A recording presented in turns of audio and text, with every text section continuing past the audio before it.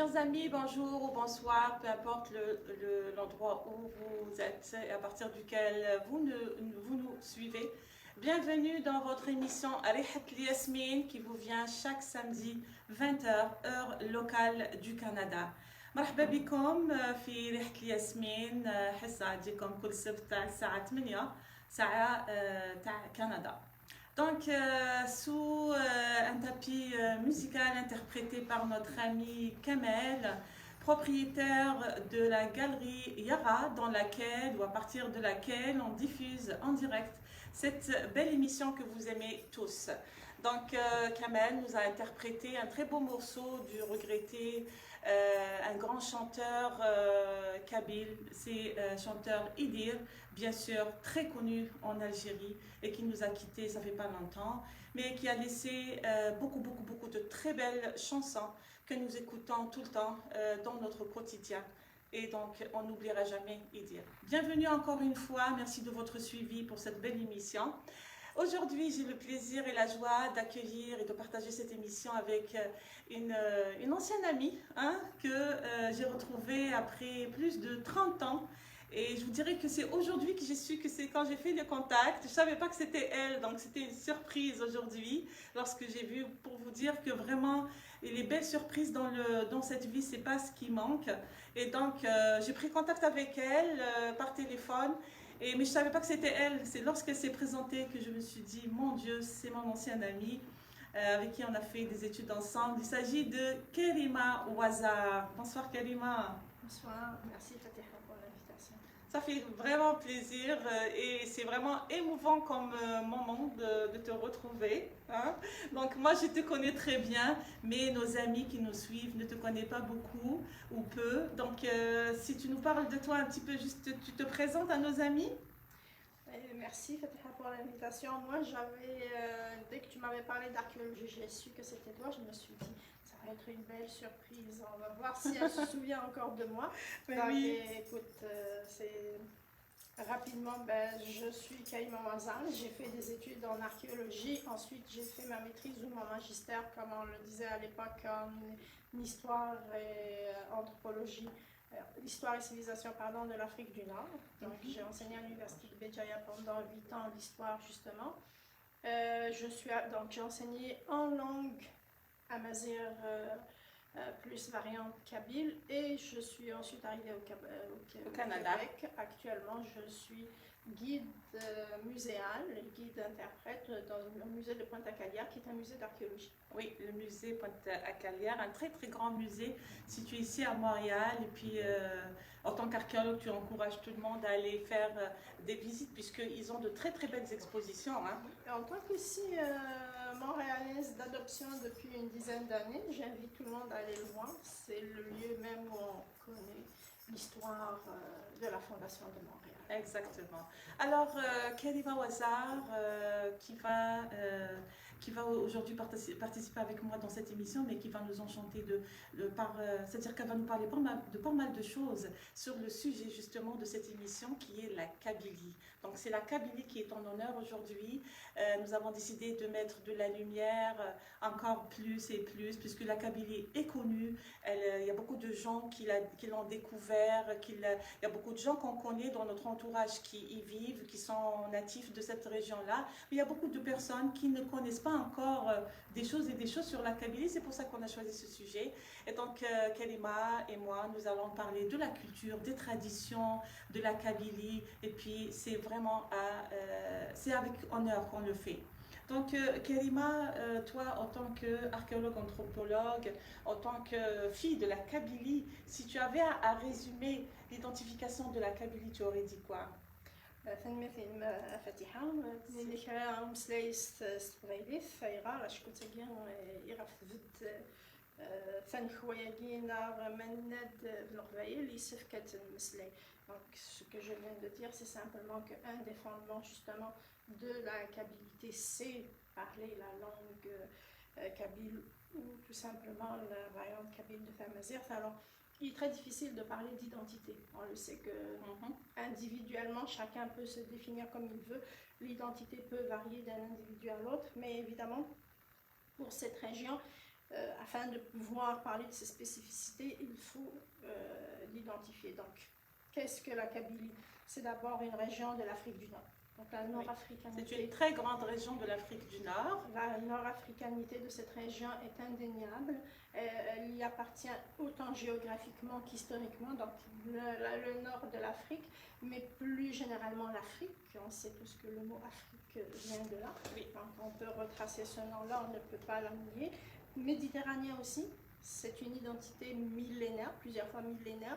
Et si on regarde l'Afrique du Nord, si on regarde la Kabylie, si on regarde plus grandement l'Algérie, on ne peut pas l'identifier, on ne peut absolument pas la comprendre anthropologiquement et historiquement, puisque là est notre sujet, si on ne regarde pas l'histoire de la Méditerranée, que ce soit dans l'Antiquité ou la préhistoire. Et évidemment, le Moyen-Âge, on n'en parle pas avec les échanges avec l'Espagne.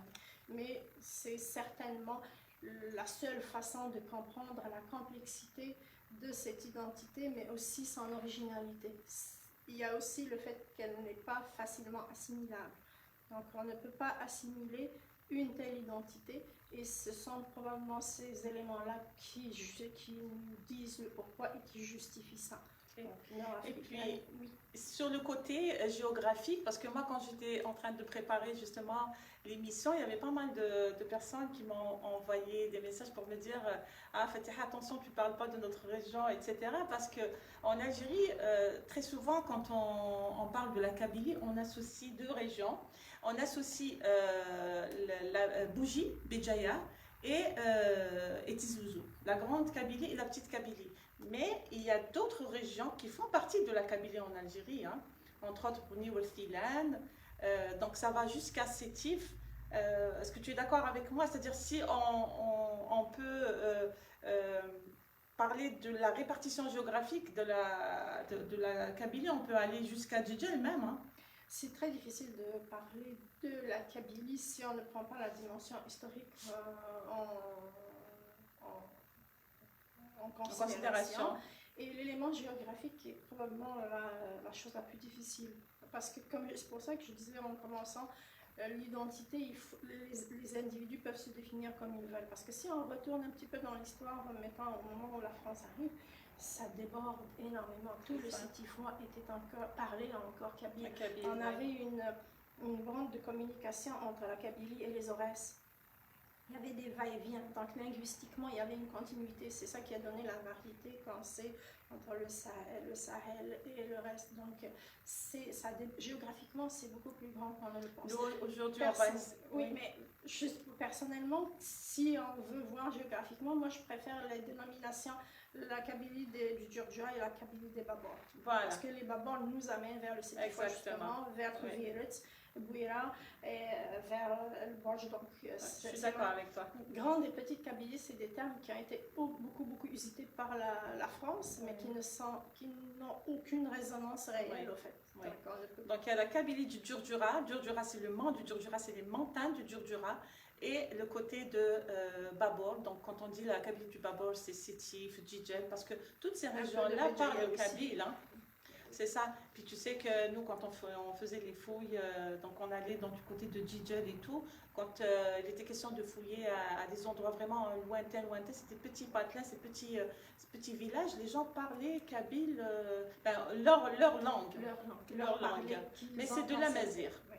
Alors, toi, tu as fait des études supérieures en langue amazigh. Alors, la Kabylie, bien sûr, c'est une région de l'Algérie, très grande région de l'Algérie. On va vous citer les plus grandes caractéristiques de cette région-là. Mais moi, si j'avais à classer, la première caractéristique, peut-être, c'est la langue. C'est une langue spécifique. Quand je dis la langue, c'est la langue parlée. Donc, c'est le berbère ou l'amazigh. C'est la langue parlée par les Kabyles. Donc, toi, tu as fait des études, tu as fait un master en langue amazigh. Dis-moi, en tant que femme et en tant que maman, est-ce que tu penses comment tu vois le rôle de la femme ou le rôle de la maman dans la transmission de cette langue maternelle, de la Kabylie, à ses enfants? Alors, pour ceux qui vivent en Algérie et pour ceux qui vivent à l'étranger.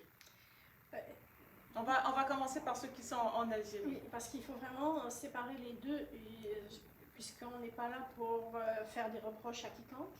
On sait que vivre à l'extérieur, l'immigration with the Gentamorphensen, ceux qui ont quitté leur pays, ce n'est pas évident. Donc il ne faudrait pas jeter la pierre aux personnes qui n'arrivent pas à la transmettre. Par contre, en Algérie, c'est un lourd héritage que les femmes ont reçu, parce que traditionnellement, c'est pas seulement les Kabyles, mais en Kabylie particulièrement, mais si vous allez voir du côté des Orbès ou du côté des Touaregs ou chez les Mozabites, ce sont vraiment les femmes qui ont la charge non seulement de transmettre la langue, parce que qui dit langue, moi ma mère me l'a appris depuis toujours, quand elle me disait tu dois savoir, elle ne me disait pas tu dois savoir parler le kabyle, je le comprenais très bien, elle me disait tu dois connaître le kabyle.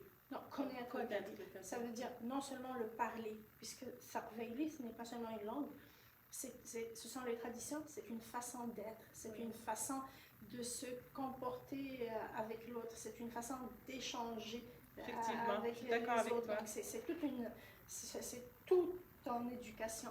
Et ça, c'est les valeurs, c'est ce qu'on appelle les valeurs kabyles, et c'est ça que la femme doit transmettre. Donc ce n'est pas à mon frère, elle le disait aussi, à mon frère quand on lui disait c'était une autre histoire aussi. Elle lui transmettait une autre façon d'être, une autre façon de se comporter avec les autres. Tu peux être ce que tu veux à l'intérieur, mais quand tu sors, tu es kabyle. C'est ça. Ça doit percer. Donc ça, c'est le rôle que la femme a hérité de plusieurs générations. Est-ce que ça a été altéré? Oui, ça a été altéré surtout par l'école. Oui.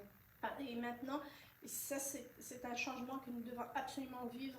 Je ne sais pas si nous y arrivons, j'espère que nous allons y arriver. C'est que l'apprentissage de cette langue et de cette façon d'être n'incombe plus seulement à la femme, mais à l'homme aussi. C'est ça, oui. Donc la participation des hommes, c'est essentiel dans la transmission. Oui. C'est une transition qui est difficile, mais c'est une transition qu'on doit faire si on veut garder cet attachement. C'est ça, parce que moi je dirais aussi que, je ne sais pas si tu es du même avis que moi, Karima, une langue, elle lie entre les individus. Voilà. Donc j'imagine que la langue amazigh, si on réussit à la préserver comme il faut, elle assurera toujours les bonnes relations entre les Kabyles, peu importe où ils sont. Je ne sais pas si tu es d'accord avec moi, parce que c'est un moyen de communication quand même. En tant que... j'ai fait un petit peu de linguiste, je ne suis absolument pas un linguiste, mais j'ai quand même eu la chance de côtoyer des gens qui ont fait de la linguistique amazigh, de la linguistique, mais en général aussi de la linguistique générale. Et ce qu'on a appris grâce à eux, c'est que les langues, c'est une façon d'exprimer son identité, son soi. D'accord. Parler français, c'est aussi une conception de l'univers. C'est traduire la conception du peuple de l'univers. Effectivement. Quand on parle français, ce n'est pas la même chose que parler kabyle. Il y a Jean Mouroubamanche disait « Je ne sais pleurer qu'en kabyle ». Je ne sais pleurer qu'en kabyle. Il était fier d'être kabyle. Mais c'est parce que quand il pleure, c'est qu'il exprime quelque chose. Et il ne peut pas l'exprimer, quelle que soit la beauté des autres langues, et ça c'est certain, quel que soit l'amour qu'on peut porter à ces langues-là, celle qu'on a héritée de nos mères, c'est la conception de l'univers. C'est vraiment comment on conçoit ce qui est à l'extérieur de nous-mêmes, et donc comment on exprime notre rapport à ce monde-là. Et évidemment, c'est notre rapport à l'autre aussi, notre rapport aux autres humains. D'où l'importance de ta langue. De ta langue. La langue, elle fait partie de nous, notre identité culturelle. Elle nous façonne. C'est ça, c'est vrai. Elle nous façonne. Ça, c'est le mot magique de cette soirée. Gardez-le en tête. La langue nous façonne. Alors, la langue amazigh, la gastronomie kabyle, les sites archéologiques, entre autres Tigzif, là on avait fouillé plusieurs fois, l'habillement traditionnel, la poterie, la vannerie, bref, toute une panoplie de métiers artisanaux, d'aspects culturels, tout ça, ça fait partie du patrimoine de la Kabylie. Donc, on va aller tout doucement comme ça pour faire connaître et pour les personnes qui nous suivent, qui ne connaissent pas, qu'est-ce que ça veut dire la Kabylie, qui ne connaissent pas c'est quoi le patrimoine de la Kabylie, et puis pour nous, les Algériens, les Amit Barofina, ceux qui nous suivent, on a juste un petit rappel comme ça. Donc, on va commencer par la gastronomie kabyle. Est-ce que tu as quelques plats kabyles comme ça qu'on peut citer, entre autres bien sûr le couscous berbère, le couscous de la Grande Kabylie connu avec sa variété de légumes, avec les gros morceaux de viande déposés sur le couscous. Est-ce que tu as d'autres plats que tu fais à la maison?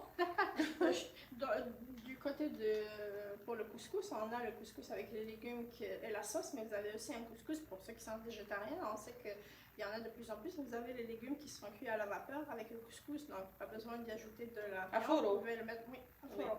C'est مقفول à fourreau. Le nom varie. يمكن نقرا c'est مقفول كيسيقى مقفول وماسكولين كيسيقى fourreau.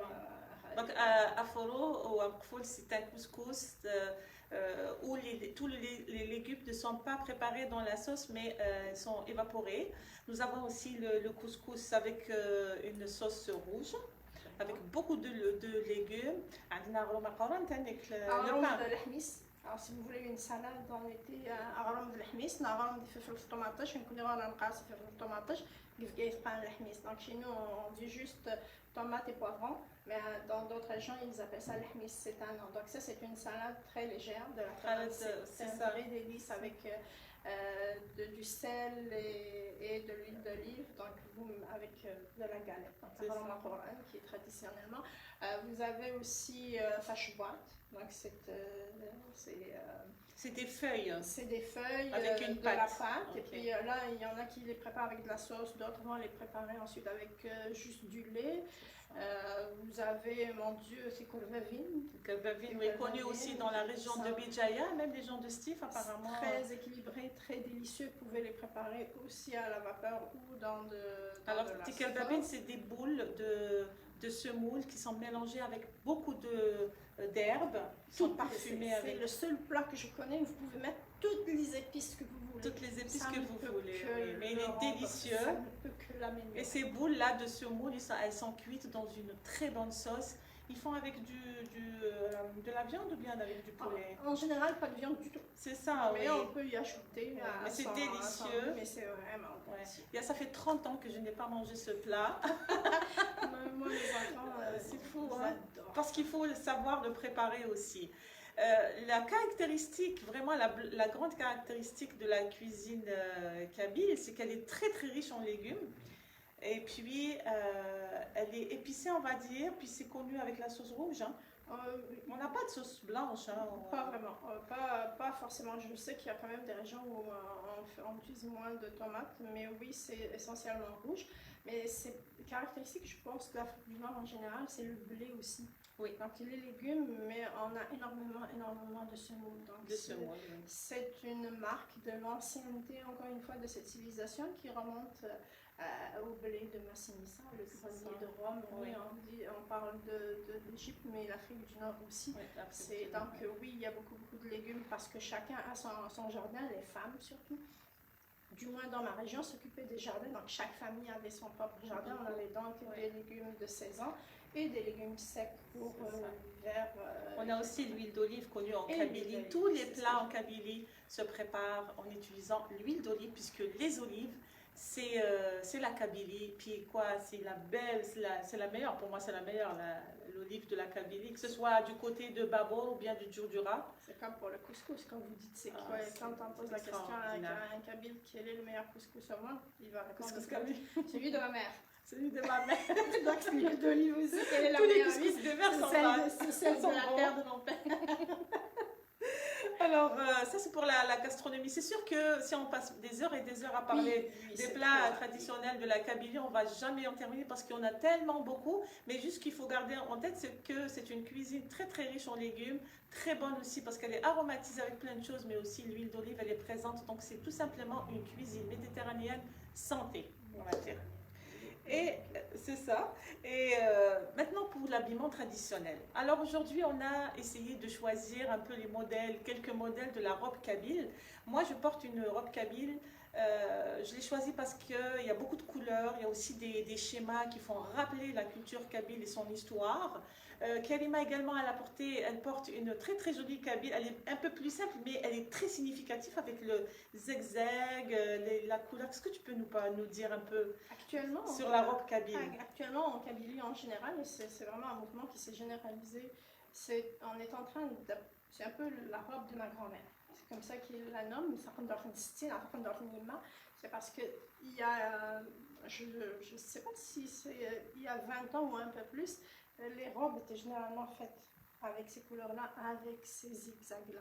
Oui. Donc là, c'est un petit retour aux sources. Évidemment, ça a été modernisé. Les jeunes filles veulent des robes plus saillantes, différentes, Oui. avec des formes différentes, mais elles sont quand même retournées à énormément de choses qui étaient traditionnellement portées. Donc ça, c'est la robe qui actuellement Très jolie. est la plus répandue.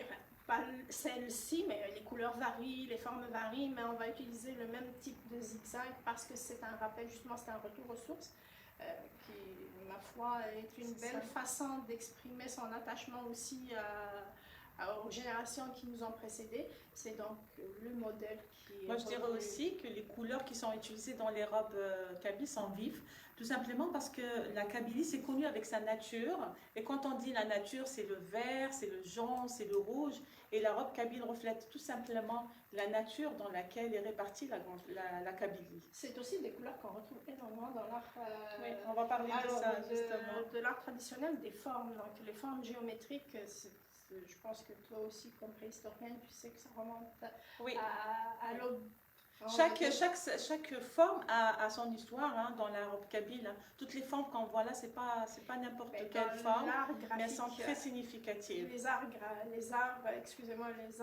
traditionnels en général, amazirs et nord-africains, sont porteurs de cette identité-là et sont porteurs de ces symboles-là que l'on retrouve même souvent dans les caractères de l'écriture.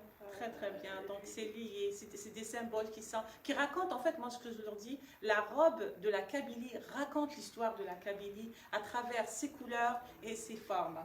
On a aussi des bijoux kabyles, très beaux bijoux, moi personnellement j'adore. Et puis elles sont faites les bijoux sont faits avec de l'argent et avec du corail.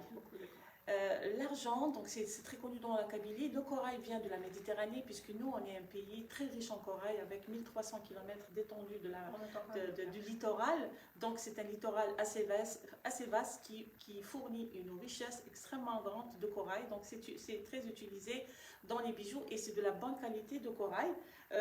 Karima, elle porte une très belle parure de bijoux. Moi aussi, je représente des bijoux. Donc c'est des parures avec des bracelets et des colliers, des boucles. Donc c'est des choses quand même de valeur. Et on va dire aussi que la femme kabyle, jusque-là, surtout la mariée, donc, elle ne porte pas l'or, comme elle porte l'argent. L'argent, c'est très significatif et c'est très valeureux en Kabylie. Et donc, une femme en Kabylie, si elle n'a pas une parure de valeur en argent, c'est comme ça, elle n'a rien du tout. Hein. Moi, c'est comme ça que je vois les choses. Je ne sais pas si c'est vrai. Je pense qu'un peu partout dans le monde, ça se perd de plus en plus. Ce n'est pas un regret, mais c'est un changement de façon de concevoir la vie, ce qui est tout à fait naturel. Mais traditionnellement, on prépare un trousseau pour les filles. Et pour les Kabyles, préparer un trousseau, c'est du tissage, c'est tisser des couvertures avec de la laine de mouton. Et aussi préparer les bijoux en argent qu'elle va porter avec elle. À chaque bijou, son occasion, sa signification. Il y a des bijoux qu'on porte quand on a un enfant, on a un garçon. Il y a des bijoux qu'on porte quand on marie ça, je ne savais pas. Son fils. Donc, chaque catégorie de bijoux est liée à une occasion spécifique. Il y a certains bijoux qui sont liés à... Exactement. Super. Oui.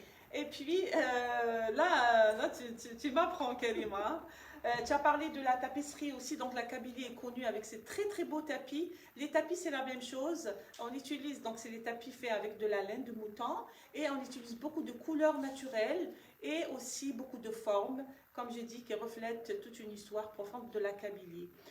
Entre autres, également, on va parler de tout ce qui est poterie, donc travail de la poterie très connu en Kabylie. Nous avons avec nous quelques modèles que je voudrais avec fierté présenter. C'est notre amie Hakima qui les a fait.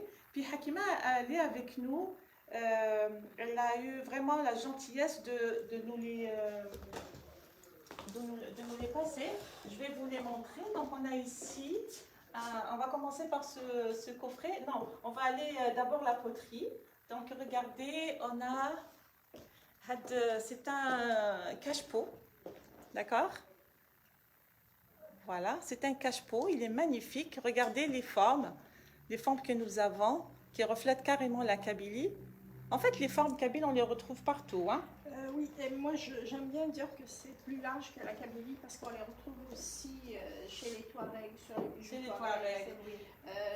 Les Mozabites, l'Afrique du Nord en général. En général, mais ça c'est typiquement kabyle, hein, les formes. Oui, ça c'est vraiment, on le voit, mais c'est des formes qu'on retrouve aussi. Oui. Donc on a tandik had القلة هدية. On l'appelle comment on l'appelle en Kabylie? En Kabyle? قلة. Peut-être, je sais pas. Arboucht. Donc on peut mettre de l'eau, je dirais du miel, de l'huile aussi. On peut mettre de l'huile d'olive également. C'est pour l'eau, oui. Voilà. Et puis l'eau, elle reste fraîche hein, dedans parce que c'est de la poterie, c'est fait avec de l'argile. Et vous remarquez également qu'il y a toute une panoplie de schémas significatifs de la Grande Kabylie. Enfin, de la Kabylie. J'ai tendance à dire la Grande Kabylie, oui, c'est une erreur. Moi, ce sont deux termes que je n'aime absolument pas. Que j'ai bannis. Karima, aujourd'hui, comme si je trouve l'eau kabyle, grande ou petite. Alors, on a un autre cache-pot également avec d'autres motifs très significatifs. Pour moi, c'est Hakima qui nous regarde, ça tu me le gardes pour moi, ok? J'adore. Et puis, on a, avant, la poterie était neutre, hein, quand elle était comme ça. Ça, c'est quand elle est vraiment à usage quotidien pour cuisiner. Dedans, on ne va pas mettre des décorations ni de la peinture. On va cuire la poterie, l'argile, mais on va le laisser de cette couleur-là parce qu'il va sur le feu. Alors, je ne vous dis pas, ça dit, c'est la mienne, je ne vous dis pas le shorba. Quand on prépare la soupe dedans, c'est extrêmement bon. Hein. Ça n'a rien à voir avec la shorba qu'on prépare dans d'autres ustensiles. Alors, on a aussi avocal. Donc, c'est bon, des le petit lait, ou bien le lait, ou bien de l'eau carrément. C'est ça. Et on a le lait. Voilà. Et ça, c'est la poterie, mais on a aussi en Kabylie le travail de bois, très très très répandu, puisque c'est la nature, puisque c'est les arbres et tout. Alors regardez, toujours notre amie Hakima, je vais vous mettre son lien justement, et vous allez pouvoir rentrer en contact avec elle pour vos commandes ou quoi que ce soit. Regardez, Hakima, elle fait des merveilles. C'est un coffre pour bijoux, justement pour les bijoux. Idéalement, les bijoux berbères. Hein, si on met les bijoux kabyles, c'est encore mieux, ça va très bien. Regardez, les motifs, ils sont magnifiques. On a un autre qui est en rouge. Alors, regardez. Donc, c'est des couleurs vives. Ça, c'est une façon moderne un peu de travailler le bois avec les peintures, mais vous avez aussi, tu as un coffre ici qui est quand même... Oui, j'ai dit que c'est la sculpture berbère. Donc, ce très beau travail vient de chez Hakima. Et puis, on a celui-là. Ça, c'est la sculpture sur bois. D'accord? C'est un très, très beau travail. Celui-là, c'est le mien. C'est ma mère qui me l'a offert. Je salue ma mère à travers cette émission-là. Regardez, c'est un très beau travail, sculpté. Puis, c'est solide et tout. Moi, je l'ai gardé pour mes bijoux kabyles. Voilà, sur une coiffeuse dans notre chambre, c'est très pratique. Mais aussi, je connais des filles qui l'utilisent comme bonbonnière. Sur la table de salon, ils mettent des bonbons aussi. Mais regardez le travail extrêmement minutieux quand même. Et enfin, je vais vous montrer le kofa. Hein? En kabyle, c'est ça, hein? Kofa. Ça en dit farfet, mais c'est pour quelque chose de plus petit que ça. Alors, Hadia, je l'ai acheté de Tizi Ouzou. Voilà, alors regardez, le kofa, comme on dit avant, le kofa fait halbaraka. Alors, moi, quand je vais faire le marché, je prends mon koufin comme ça, et je suis toute fière de mon koufin. Je vais partout avec, et pas mal de personnes m'interpellent pour me dire, il est beau votre koufin. Donc ça vient de l'Algérie, je l'ai ramené dans mes bagages. Alors pensez à ramener des choses comme ça, les filles, c'est très intéressant. Au fait le baraka, je vous dis pas, hein. Alors prenez un pour la mer classe. Voilà, Je vais donc, essayer. essaye-le, tu vas me dire. Donc, il y a pas mal de choses qui font partie de notre de travail, enfin, les métiers artisanaux, de la Kabylie. Kelima, est-ce que tu penses que tous ces métiers artisanaux de la Kabylie sont en voie de disparition ou ils persistent? Comment tu vois ça, toi? C'est très difficile parce que pour qu'un artisan continue à travailler, il a besoin de gagner sa vie. Et pour ça, il a besoin d'une clientèle. Donc tout dépend de la clientèle, tout dépend de la demande. D'accord. Mais cela, quand on parcourt la Kabylie, on sait que les métiers artisanaux, donc traditionnels, on essaie vraiment de les conserver. On a par exemple à Hichem le festival du tapis, on a à Thiani le festival des bijoux en argent, des bijoux traditionnels. On a même actuellement un festival au Carnos, donc les filles de Barbarie. Les gens sont en train d'essayer un maximum de conserver leur héritage et ça c'est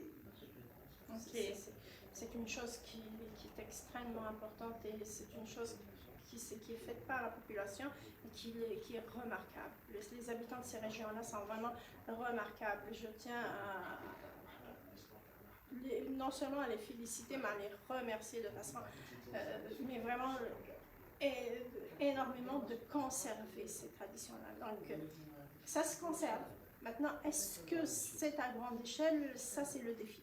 D'accord. Mais ça se conserve. Je ne pourrais pas te dire... Et la preuve, elle est là. Parce que Hakima, oui, elle habite à Montréal, mais elle essaie de reprendre un peu tout ce qui est poterie, tout ce qui est travail quand même traditionnel. Hein. Donc, on ne peut pas dire que ça disparaît, puisque ça existe même à l'étranger. Même en Kabylie, comme je disais, on retrouve des festivals qui sont spécialement faits pour ça. Et c'est encourageant. C'est encourageant. Ça laisse beaucoup d'espoir. Et puis, on peut dire aussi à tous les parents qui nous suivent ici à partir de Montréal que si un de vos enfants a ce don de faire de la poterie kabyle ou décoration avec des symboles kabyles et tout, encouragez-le, hein, parce que ça, quand même, même en étant loin de l'Algérie, on peut aider ou participer à la prolongation de cette tradition vraiment merveilleuse qui est les métiers traditionnels de la Kabylie. Oui, ça peut se pratiquer comme art aussi. Quand on n'en vit pas, on peut pratiquer ça comme art. Juste c'est ça. Les apprendre ça. Alors maintenant, peut-être qu'on aura l'occasion d'écouter encore un morceau musical de notre ami Kamel. Notre ami Kamel, est-ce qu'il peut nous interpréter un morceau kabyle? Je ne sais pas, un morceau musical si tu veux bien. Alors on va essayer d'écouter, je ne sais pas, est-ce que c'est toujours Edir ou bien notre... donc je vous laisse écouter Kamel.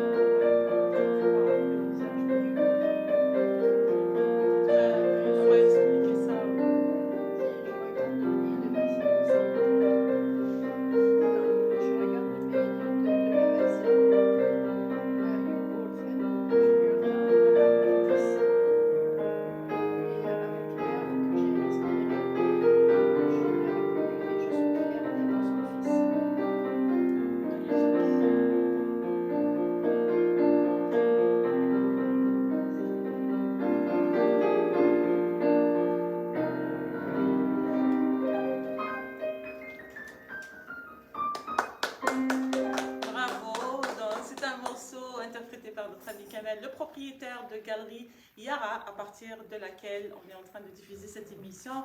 Kalima, tu étais en train de me donner une petite identité sur cette chanson-là? Oui, je disais que ça raconte la recherche de l'identité, justement, ce qui est notre dilemme en Afrique du Nord, ce qui est notre combat au quotidien, c'est notre identité, la reconnaissance. Et juste la fin, c'est quelqu'un qui cherche son identité, qui interroge les pierres, qui interroge ce qui l'entoure, et pour finir, il dit donc je regarde les pays de la Mazir Yugurthen, j'ai vu son visage. D'accord. Avec l'air que je respirais, donc c'est vraiment là où il se trouve, et il finit par dire et je suis fier d'être son fils. Voilà. Bravo. Je suis le descendant de Yugurthen. C'est une façon de dire oui, j'ai fini par la trouver, cette identité, et elle s'enracine très loin dans l'histoire de cette région. Et nous avons des noms qui en ressurgissent, Jugurtha, Yugurthen, Massinissa, Gaïa, c'est des noms Sifals. C'est des noms typiquement berbères. Et justement, la chanson kabyle, elle a été vraiment sur un plan international par le regretté Edir aussi, Adina Martoub Lounes, le défunt Martoub Lounes, qui a vraiment beaucoup de chansons à écouter. Adina Eitmanglet. Oui, c'est que sa vie soit longue. Inch'Allah, vous avez Kamel Hamadi qui est Kamel Hamadi, une très belle chanson de Mohamed qui est. C'était prévu qu'on invite Kamel Hamadi, hein? Oui. La prochaine fois, il sera avec nous. Donc vraiment, il y a beaucoup de chansons kabyles qui sont vraiment très expressives. Et la chanson kabyle, comme toutes les chansons du monde, elle est transmetteuse de beaucoup de messages à travers le monde. On a aussi en Kabylie, on a des traditions, on a des habitudes dans le quotidien de la Kabylie. Par exemple, Kalima, si on va dans le fond de la Kabylie, comment tu peux nous décrire un peu le quotidien garni de traditions de la femme kabyle? Moi, je te dirais que c'est une femme qui se lève toujours tôt. Voilà. Non, mais la femme kabyle, quand même, elle est. En plus, la femme kabyle, elle a les joues rouges, naturelles. Ça, c'est la montagne. Ça, c'est l'oxygène. Parce que, oui, alors, on a évidemment, on a toujours cette impression ou alors cette habitude d'identifier la Kabylie en montagne. Et c'est vrai, tu sais que ça remonte à l'époque romaine. Oui. L'occupation des montagnes qui est appelée les montagnes de feu, le mont Ferratus par les Romains. Et en principe, si je me souviens bien, on a dû le voir à un moment donné dans nos cours, la Quinquagentia. Ce sont les 5 tribus qui vont fuir les Romains, qui vont s'installer là. Et c'est de là que dérive le nom Igawa, c'est l'hypothèse actuelle, on n'est pas certain. Mais c'est à cette époque-là, donc habiter les montagnes, c'est de l'air pur, c'est beaucoup d'oxygène, c'est la rareté de l'oxygène. Donc cette rareté de l'oxygène fait qu'on a. De toutes les façons, ça va bien. Hein? Moi, pour avoir toujours les joues rouges, j'aimerais bien habiter la montagne. Ça nous donne un air de bonne santé, mais oui, ça fait partie des descriptions pour le quotidien de la femme. Kabyle, évidemment, les jeunes filles vont m'en vouloir si je dis qu'elles sont encore, elles se lèvent très tôt le matin pour aller chercher. Il y a notre amie Chika Babri, elle dit, elle travaille. La femme kabyle, elle travaille. Oui, elle travaille autant si elle travaille à l'extérieur, donc un poste rémunéré par un quelconque organisme, mais elle travaille aussi à la maison. Sa rémunération, c'est, on l'espère, la reconnaissance de ses enfants et de sa famille. Mais en général, c'est ça le quotidien traditionnellement des femmes. Donc actuellement, ça a beaucoup changé, ça a évolué. Heureusement pour nos jeunes filles, elles peuvent aller à l'école, elles peuvent faire des études, donc elles peuvent exercer un métier pour lequel elles sont rémunérées, ce qui est un besoin de notre époque. Mais traditionnellement, effectivement, elles se lèvent très tôt. Elles se lèvent avec le chant des oiseaux, elles se couchent quand tout le monde est endormi dans la maison. Moi, je viens d'une région où la femme travaille aussi la terre. Oui, généralement, beaucoup de femmes des montagnes travaillent la terre. Juste, je voulais saluer justement en passant notre amie Souhila Ilman, Donc, c'est elle qui m'a passé cette robe. Je te remercie beaucoup pour cette robe. Et puis, Souhila, lorsque j'ai été chercher la robe, qu'est-ce qu'elle m'a offert? Elle m'a offert un sac plein de tomates et de légumes qu'elle a cultivés de son jardin. Elle m'a dit, c'est mes parents qui ont cultivé le jardin. Donc ils sont venus, ses parents, pour une période de 3 mois. Ils ont planté le jardin, ils sont partis, donc ils n'ont même pas mangé de ce qu'ils ont cultivé. C'est ça. Et puis je vous dis, c'est des tomates très très bonnes. Elle m'a donné des concombres, le filfil, et je vous dis une chose, lorsque je me suis fait une petite salade d'été, lorsque je l'ai mangée, je sentais les douces mains de sa maman qui ont planté la tomate. Et je te dis merci beaucoup Souhila ou Malik. C'était un plaisir hier de goûter de ce que tes parents kabyles ont planté au Canada. C'est ça. Donc la femme travaille la terre, donc c'est des choses qu'elle fait au quotidien. Elle doit aussi s'occuper généralement je sais que dans d'autres régions ça peut varier, les hommes participent à ça, mais dans ma région natale, elle s'occupe des oliviers. Donc elle va aller vérifier que ces oliviers vont bien. Ce sont les hommes qui vont aller couper les branches, mais c'est elle qui va s'en occuper. Elle va aller ramasser l'huile d'olive. Elle va s'assurer qu'elle sèche à la bonne température. Donc c'est un quotidien qui varie selon les saisons. Donc elle est attachée. Nous sommes un peuple de la nature, nous sommes un peuple qui est très proche de la nature. Mais elle fait aussi la poterie, hein. Elle fabrique beaucoup la poterie. Et la poterie, c'est une saison parce que ce n'est pas tout le temps. Donc il y a des moments très spécifiques de l'année où on va aller chercher l'argile et puis on va la travailler pour pouvoir la cuire. Donc son quotidien est fait de ça. Il y a aussi une saison où elle va décorer les murs de sa maison. Actuellement, ce n'est plus le cas. On a des maisons modernes, mais des belles maisons, des jolies maisons berbères. Moi, j'adore. Elles sont faites avec de la pierre. Hein. Pierre, et puis décorées à l'intérieur avec soumlif. Donc, c'est une sorte de terre qui est blanche, qui blanchit. Oui. Mais ça a énormément changé. Maintenant, on a des maisons plus modernes, on a de la peinture, mais j'imagine que beaucoup de femmes continuent à le faire. Elles utilisent le pinceau, elles continuent à aider. C'est un héritage qui devient une nature. Donc, quand on est habitué à faire certains travaux, que ça se modernise ou pas, ça reste quelque chose qui est un peu... Ce n'est pas génétique, que j'exagérerais, mais c'est quasi génétique chez elle. C'est elle qui s'occupe de son intérieur. Donc, pour elle, qu'elle s'en occupe de façon traditionnelle ou de façon plus moderne, ça reste une tâche dont elle fait aussi le tissage. La femme kabyle fait beaucoup le tissage. C'est ça qui est conservation des métiers traditionnels. On a énormément de... Hicham, je le sais, il le conserve beaucoup.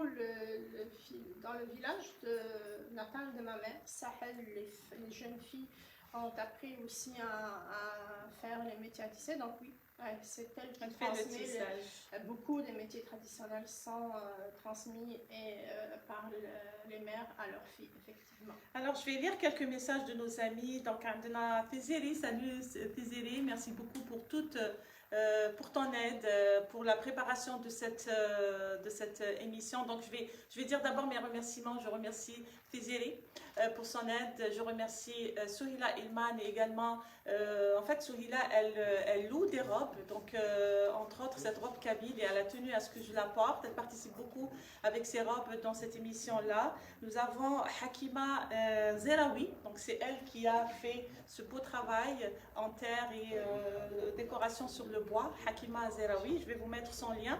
Et nous avons, alors, je vais juste lire quelques messages. Tézéré, elle dit bravo Souhila Ilman. Et puis Ourida, elle dit la danse c'est le moyen de s'exprimer, de se faire sa place dans la société. Oui, c'est un peu parler de la danse kabyle, elle est unique quand même, hein, avec les belles robes kabyles, ou tout simplement les hommes aussi portent le serwel, la robe traditionnelle de l'homme. Ça fait longtemps que là, parce que les hommes ont vraiment gardé la barnousse. C'est le barnousse. Oui. Ok. Le burnous aussi. Donc, le burnous, c'est l'élégance. Hein. C'est l'élégance, Ça exprime toute Super. une identité aussi. Toute une identité, on l'avait dit au Toute une début. masculinité. Alors notre amie Badra qui dit la femme kabyle c'est le pilier de la maison, effectivement. C'est le pilier de la... Donc elle transmet la langue, elle apprend les métiers à sa fille, le tissage, la cuisine et tout. C'est-à-dire elle fait de ses enfants un vrai homme et une vraie femme. Elle est la gardienne du temple. Elle est brave, elle est brave. Alors Hachel Soleil Essegui de Nouvana.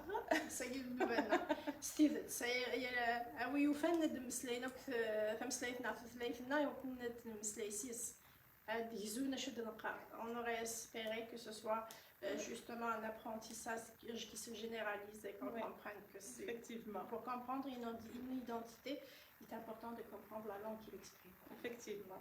Alors, Chic Abapri, elle dit même leur maquillage est naturel, oui, je suppose. Hein. مازال naturel. Fazol, ils ont encore Goussim, oui, on a plus. Alors, Chic Abapri, elle dit aussi le Bernous fait partie de l'héritage de père en fils ainsi que la carabine. Oui, effectivement, le Bernous c'est un parti. Mais c'est un greffe traditionnellement avant. La décennie noire, avant que ça ne soit impossible, à 18 ans, un jeune homme a des schémas c'est une des traditions que l'on hérite toujours, les assemblées villageoises. Donc ça, c'est quelque chose qui a énormément conservé aussi toute cette kabylité. Et quand il a l'âge d'être un homme et d'exprimer son avis devant les adultes, il doit avoir un fusil. Son père lui achète un fusil. Ok. Ah, bah, c'est pour chasser, hein. On va dire oui. Mais oui. Alors, dans toute cette ambiance kabyle, nous avons un élément qui n'est pas forcément kabyle, mais c'est un élément artistique québécois. En fait, c'est une œuvre d'art d'un artiste québécois qui a voulu participer à cette émission à travers un très beau tableau, d'accord, que nous voyons ici derrière nous. La fresque Hadila, on va l'appeler comme ça. Donc il y a beaucoup de couleurs. Et puis bon, c'est de l'abstrait. Honnêtement, j'ai pas beaucoup d'informations sur ce qu'il voulait représenter, mais c'est vraiment, c'est beaucoup. Moi je dirais que c'est la mer, peut-être le bleu, la verdure du Canada. Bref, il voulait représenter pas mal de choses à travers cette... Peut-être je vais soulever un peu l'appareil pour que vous voyez un peu. Regardez, elle est très jolie. Donc, il y a des couleurs quand même assez claires. Il est très, très beau. Et effectivement, Ninda, vraiment, c'est très expressif. Et ça remplit le mur, moi je dis. Et puis, elle s'appelle, le tableau Hadaya, il s'appelle Arabian Night. Donc, c'est l'artiste peintre, c'est Pierre Brault, un artiste peintre. Et puis, si vous voulez visiter plus de tableaux et ses œuvres, vous pouvez aller sur le www.pierrebrault.ca ou info@pierrebrault.ca. Je répète, info@pierrebrault.ca. Ça, c'est son adresse email ou tout simplement son site www.pierrebrault.ca. Merci Pierre pour Arabian Night. D'accord? Et puis, il a participé. Nous sommes vraiment ravis de vous accueillir à travers votre tableau dans cette émission Rahat El Yasmine. Donc, voilà, les Québécois suivent cette émission. Et puis, on a eu le plaisir de partager avec eux la beauté de ce tableau-là. Alors, Hakima, oui, elle dit c'est un très beau tableau, effectivement. Et puis Nabila qui est avec nous. Je salue toutes les filles qui sont avec nous, qui nous suivent, peu importe l'endroit où vous êtes. Nous saluons aujourd'hui spécialement les Kabyles. C'est l'honneur de la Kabylie, c'est à l'honneur de la Kabylie, c'est vraiment pour la Kabylie cette émission-là. On salue toutes les femmes kabyles, les hommes kabyles, toutes les familles kabyles qui sont ici à Montréal ou au Canada. Et on leur souhaite beaucoup de courage avec la situation, pas seulement à la Kabylie, mais avec les incendies. Oui, les incendies, oui. Mais c'est ça, parce que c'est une région pleine de nature aussi. Donc, l'olivier. Et c'est tout à fait normal qu'en été, il faut s'attendre à ces incidents. Donc, dernière note qu'on pourrait dire peut-être, on va parler des fêtes rapidement. Les fêtes de la Kabylie sont connues. On dit qu'en Kabylie, on fait des fêtes mixtes, donc où tout le monde danse dans la même scène. Je ne généraliserai pas. Ce n'est pas partout la même chose. Je ne généraliserai pas. Il y a quand même certaines régions qui sont, on va dire, pas conservatrices, parce que même là où c'est mixte, c'est très conservateur. Ce sont des régions qui sont vraiment conservatrices. Là où il y a une certaine mixité, ce sont des villages où on est certain de ne pas avoir d'étrangers. D'accord. Donc il ne faut pas... On n'est pas dans un extrême. Oui, ça, c'est des fêtes qui peuvent se passer avec autant les hommes que les femmes, sauf qu'on connaît tout le monde. Donc ça dépend des régions. Oui, on est chez soi. D'accord. C'est une région qui est diversifiée comme toute l'Afrique du Nord. Il y a énormément de diversité. Moi, je suis née dans une région où c'est mixte. D'accord. Je viens des fêtes mixtes. Moi, ça fait plus d'ambiance. La Fidjan, Bouzguet. Ah, j'ai assisté à une fête à Bouzguet. Je pense que beaucoup d'entre nous ignoraient que ça pouvait ne pas être mixte. Effectivement. J'ai assisté. On a été élevés comme ça. Alors moi, je suis venue du Canada et puis quand je rentre à la maison, ma mère, elle m'a dit, écoute, il y a une surprise pour toi. Je lui ai dit quoi? Elle m'a dit, on est invité dans une fête à Bouzguet, justement, et ça tombe bien, tu vas venir avec nous? Je lui ai dit oui. Ma mère m'a dit, pourtant ma mère elle est de l'Ouest, hein, mais elle savait déjà que les fêtes en Kabylie, c'est toute une dimension. Elle m'a dit, aujourd'hui, on va aller assister à une vraie fête kabyle à Bouzguel. Et on est parti. Et je vous dis qu'on est rentré à 4 h du matin. C'était une fête extraordinaire. C'était une fête mixte où tout le monde dansait dans la même scène et tout le monde était mis dans une ambiance.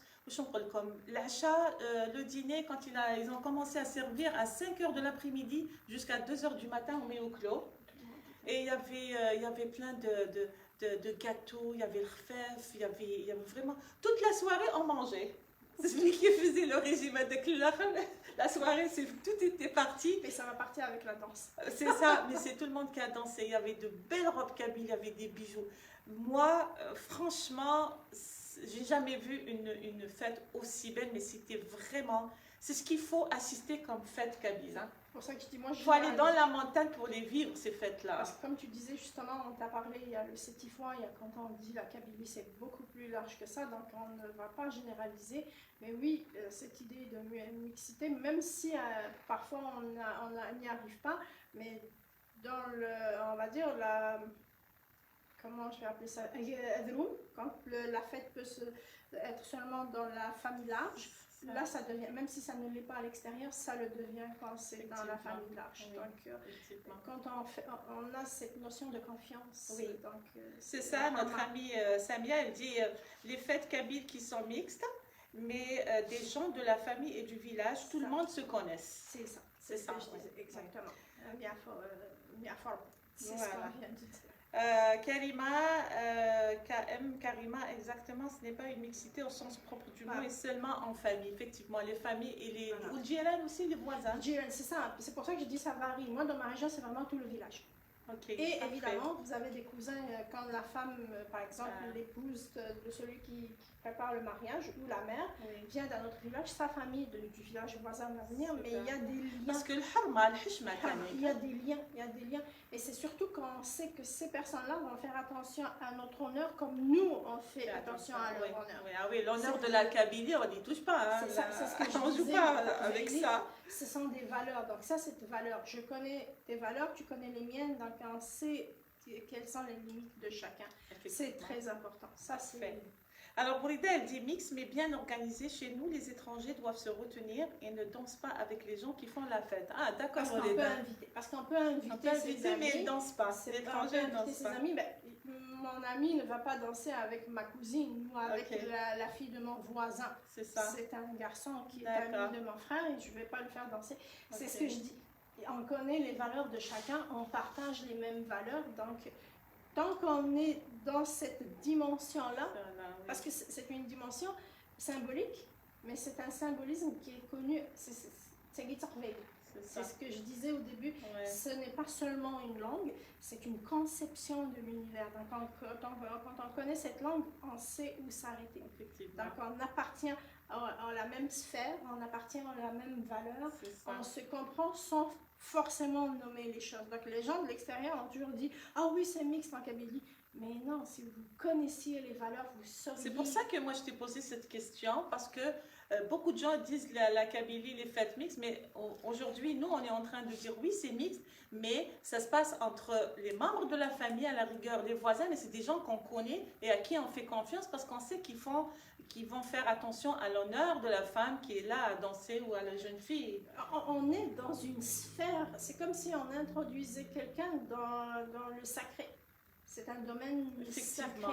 Et quand on est dans un temple, on se comporte différemment que quand on est à l'extérieur du temple. Donc ça, c'est une sacralité qui est symbolique, qui est comprise, reconnue par ceux qui la pratiquent. Effectivement. Alors notre amie Souad Yahya dit personnellement, dans notre famille, la mixité dans les fêtes n'est pas tolérée. Oui, on disait justement, ça dépend des régions.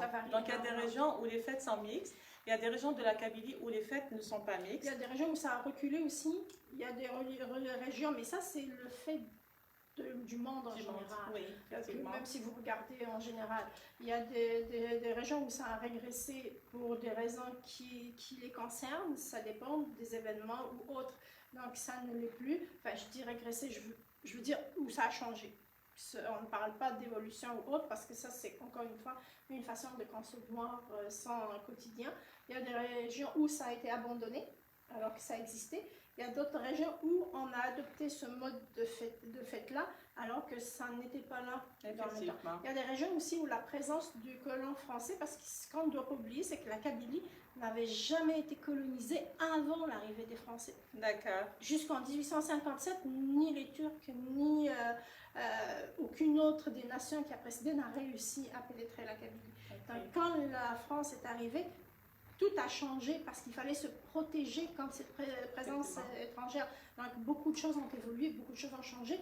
Un bouclier s'est levé pour protéger l'intérieur. Et évidemment, c'est toujours la femme qui est la première à être cachée, protégée. Très bien. Alors Karima, elle dit j'aime la robe de l'invité, une robe authentique. Oui, en fait, c'est Sourila Ilman qui loue de très très belles robes. Si vous voulez la contacter, je vais vous mettre son contact. Alors Adna Ourida, elle dit le chef de famille demande à Id Balen une chanson spéciale pour les étrangers et les femmes. La famille s'assoit, sauf les étrangers qui dansent, c'est leur chanson. Elle est de quelle région?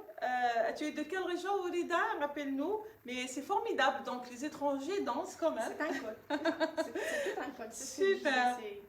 Alors Nadia, elle dit effectivement ça dépend des familles. Alors les marabouts par exemple, leurs fêtes ne sont pas mixtes. Oui, on disait justement ça dépend des familles, mais lorsque c'est mixte, c'est vraiment entre les familles, les membres de la famille et entre les personnes qu'on connaît, à qui on fait confiance. Donc il n'y a pas de mélange, il n'y a pas de khalota. Alors Ourida, elle dit Yakuren. Alors salutations à toutes les personnes issues de Yakuren, une très très belle région, connue avec ses belles forêts, sa belle nature. J'y étais la dernière fois en hiver, c'est magnifique. Alors, soit encore elle dit, Nadia, ou peut-être je ne suis pas marabout, ma famille a toujours été comme ça. C'est ça, c'est pour ça que j'ai voulu vraiment insister là-dessus. Il ne faut absolument pas généraliser parce que quand on dit la Kabylie, c'est grand, c'est très varié. Chaque village a ses... c'est un peu comme si c'était en soi-même, mon Dieu, des... je me souviens plus, il y a un anthropologue ou un historien qui en parlait, mais je me souviens plus comment il les avait nommés, mais c'est des sortes de gouvernements indépendants qui se complexifient. Donc on a Tejmat Teddef, on a le village, ensuite on a l'Ash, Tejmat l'Ash, donc c'est plusieurs villages qui se mettent ensemble. Puis on a historiquement aussi ce qu'on appelle Sof Tasfi, c'est plusieurs tribus qui se mettent ensemble. Et on en a deux qui coupent toute l'Afrique du Nord et qui ensuite se sont retrouvés réduits à la Kabylie. Donc on a énormément de diversité et oui, il faut éviter de généraliser. C'est pour ça que je disais au début l'identité. elle varie, mais on a des constantes et on a des choses qui font la câbilité tout simplement. Parfait. Alors voilà, on est arrivé à la fin de cette émission. Merci pour tous vos messages, votre beau suivi. C'était Rihat Yasmine de ce samedi qui portait sur la Kabylie, sa culture, ses traditions. Nous remercions à la tête de tous les remerciements notre ami Kamel qui nous a invités aujourd'hui, qui nous a accueillis chaleureusement dans sa galerie Yara, que nous allons découvrir dans un autre numéro de Rihat Yasmine. Je remercie également Karima. C'est une amie retrouvée après plus de 30 ans. Vraiment, ça fait marquer. C'est Rihat Yasmine qui nous a réunis, c'est fou. Et donc Karima Wazar, si vous voulez la retrouver, vous pouvez la retrouver. Elle est guide au musée Pointe-Claire de Montréal. Pointe-à-Calière. J'ai toujours eu ce problème. Pointe-à-Calière de Montréal. Je remercie Fizili également. C'est grâce à elle que j'ai rencontré Karima. Merci Karima.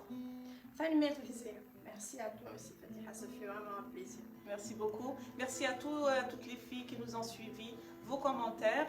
Et on remercie encore une fois notre artiste québécois, Pierre Brault, pour Arabian Night. C'est l'œuvre qui est derrière nous. Au plaisir de vous retrouver dans Rihat Yasmine, prochain numéro. On vous laisse avec ce tapis musical interprété par notre ami Kamel. Merci.